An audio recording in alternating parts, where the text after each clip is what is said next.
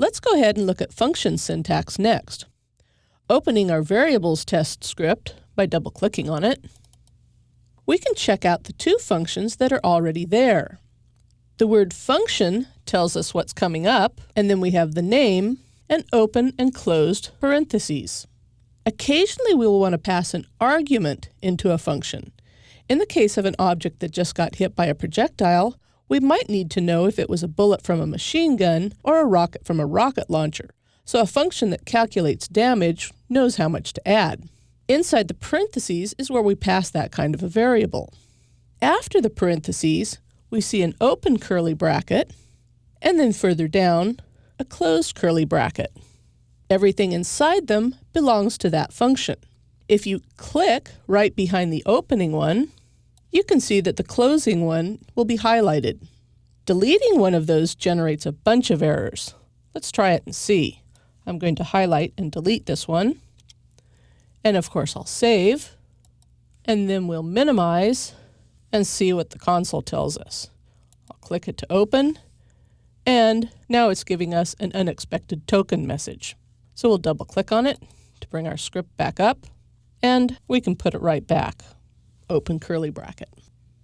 Because of the errors that can cause, when we start writing new functions, we usually create it empty, but fully correct to start with, just like the start and update functions. Let's go ahead and try one of our own. Down below the function update, I'm going to click and do a couple of line feeds with enter, and then I'll type function. And notice that in our document outline, as soon as we start typing, it goes blank. As soon as it's correct again, that's going to come back.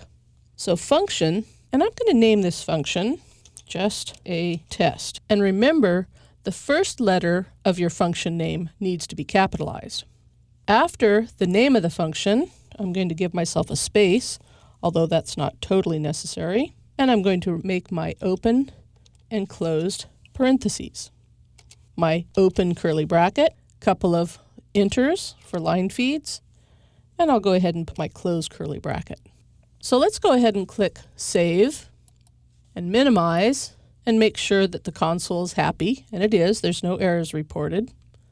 So we'll go back into that. And now we're going to try something different. So far, we've seen the starting curly bracket up on the same top line. This time, I'm going to click Enter and drop it down.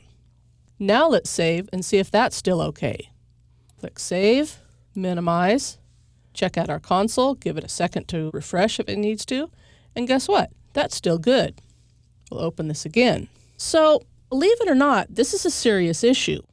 It's correct either way, but many companies will have strict conventions for using one way or the other, even to the point of fines.